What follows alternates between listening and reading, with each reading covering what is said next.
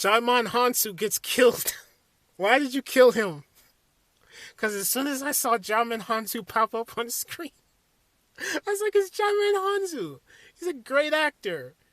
And it's like, I think the movie illustrated that, hey, we know who Jaimon Hansu is, because the way he has his introduction is like he just pops in the frame and sits down, and he looks baller as hell with, that goatee on his chin with the white hair in there. Very, very sophisticated. And he's got that sweater on, man. I'm like, yeah, man, I like this guy. And he's just having a chit chat with Cillian Murphy's character, who I love. I love Cillian Murphy in this movie. Like, Cillian Murphy fucking crushed this role. But we meet Jaimon Hansu, and I'm like, oh, okay, I like him. And then we know that he has a son. He has a family. And that scene where he puts his son and this other kid in the closet was intense. And I was like, holy shit. And then they go to some location, and then Jaimon Hansu starts panicking, like, my family. And then the creature comes out of nowhere, stabs him in the leg, pulls him underneath the garage door, stabs him in the back, drags him off screen. He's dead. Only way he can come back if he's looking like Harvey Dent from Christopher Nolan's Dark Knight movie. His face has to be like, he has to be missing an ear, missing an eye. He has to be torn up if he comes back. I don't know why did you set this character and then kill them? I mean, it raises the stakes and makes things more intense, like, holy shit, anybody can die. But then that's when I thought Cillian Murphy was going to die at the end, when he got stabbed in the leg and the creature was about to stab him, but then the girl ended up doing the thing at the end. And so he didn't die. I would have been shocked if they killed him. But it's like, obviously you're going to make a third movie. Why don't you just let some of these characters live so we can experience them, so that eventually when they do die, it would be more emotionally impactful. Like how John Krasinski died in the first movie. We understand who he is as a character. They establish him, and then at the end when he dies, it's a sacrifice. He sacrifices himself to save his children. So it was emotionally impactful when he died. But when Jaimon Hansu pops up on screen, he's there for like what feels like 5 minutes, and I'm starting to like him, but then they kill him before I can even get to really know him. Like, out of nowhere, he has a family, even though it's like, I should have known, because everyone at the island has a family.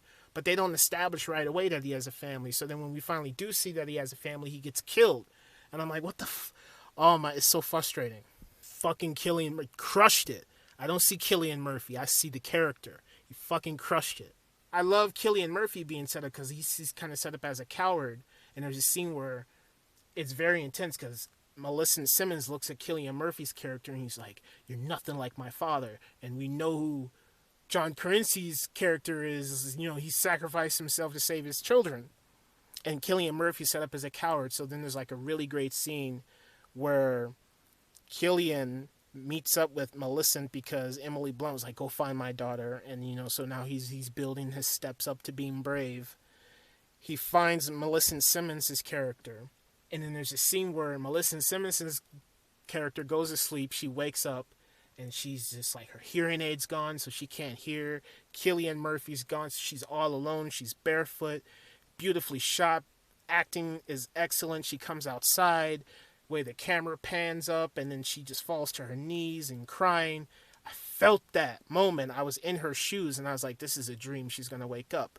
But I realized when this payoff happened, when Cillian Murphy's feet come into frame, he has that heroic moment.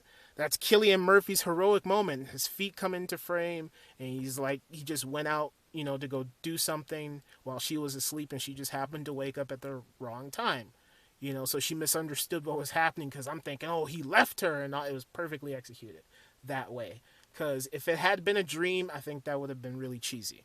Scott McNeary shows up in this movie. There's a scene where Cillian Murphy and Millicent Simmons go to a dock, because Cillian Murphy's like, I found a boat. And they go to the dock, and these fucking scavengers pop out, and it's an intense scene. And Scott McNeary is a fucking character actor. I'm like, holy shit, it's Scott McNeary. I had to really take a good look at him, because I was like, I recognize this guy. And I was thinking Batman vs. Superman. Then I was like, oh yeah, Scott McNeary. And I was watching it, and I was like, okay, it's Scott McNeary. They're going to do something with this character, like with Jaimon Hansu. And it is like Jaimon Hansu's character, because they just kill him. And I'm like, okay, obviously, and he gets killed viciously too because, who knows what he was about to do to Millicent Simmons. But it was an intense moment, but then I feel like the scene was undercut with this crap with Emily Blunt because she had to leave to go pay respects to her son who died in the first one, which makes sense. But then she left her son who's injured, who got trapped in a bear trap at the beginning of the movie, which was, I felt that the performance from Noah Jude was excellent. I felt that he got that in that bear trap. And then so she leaves to set up this whole thing where the creature shows up in the bunker and starts attacking, and then she shows up with a gun and she's just standing there and some shit explodes. And that's when I was thinking, yeah, this is just like what happened in Resident Evil. It was horror survival, and now it turns into survival action. Shit is blowing up now. I don't care. And it was undercutting what was happening at the dock. I was more interested in what was happening at the dock than what was happening with Emily Blunt blowing up shit. But Scott McNeary shows up and he's dragging Millicent Simmons off screen, and then Cillian Murphy does sign language for dive.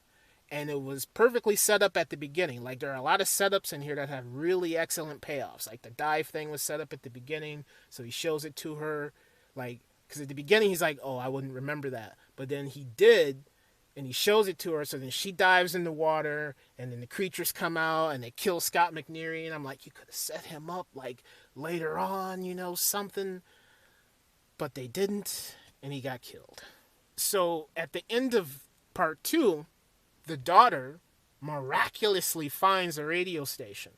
But then it makes sense, because it's like they set it up at this part in the middle where, there's a colony, and they listen to the station, and it's a transmission, and the daughter recognizes it because her father played that song. And so she's desperate to go out there. But it makes sense that Millicent Simmons finds the radio station, because she goes to the colony, and the colony is the ones who are sending out the transmission. And they found it at Cillian Murphy's bunker when he was listening to the radio. So Noah Jude, when his mother leaves, he's listening to that station the whole time. So it's perfectly set up. And then when she finds the station at the end, it makes sense because she went to the colony and they were transmitting the message from that station. So then she uses her hearing aid for, you could say, a worldwide transmission to wherever the station is broadcasting. And then her brother's listening to the station as he's being attacked by the creature. And then, it hurts his ears, and then takes the headphones out and puts it up to the creature. So you can say, on the surface level, it's like, it's ridiculous. She just happens to find the radio station, blah, blah, blah. But the way they set this up earlier, so when it happens, it's not really bombastic. It doesn't come out of nowhere. So I love some of the payoffs, a lot of the payoffs in here. So the son and the daughter stand up to the creatures, to where the mother was standing up to the creatures in the first one. The creatures stand up to them in the second one. And so the boy puts this radio up to the creature, and then he shoots it in the head. And then the girl has the frequency going, and she stabs the creature in the head, and then the movie ends. And it's powerful because the kids stand up to the creatures.